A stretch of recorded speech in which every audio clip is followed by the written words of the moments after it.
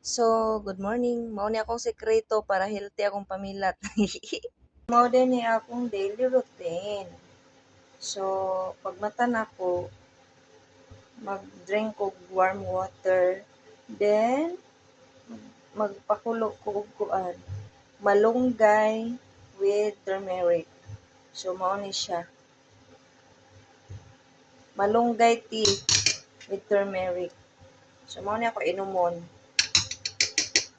before ko mag-breakfast. So, nindot siya epekto sa lawas. Basta ganahan ko. Makatulog kog tarong, tapos makabawas ko every morning pag mata, makabawas jud siya dayon. So, it's a big help for me. Char. Laban kay lawas ray kapital aning manarbaho. So, giapil nako ang mga kanio. Giapil nako siya kay syempre ang sabaw ra man akong ginadrink. So, maura to.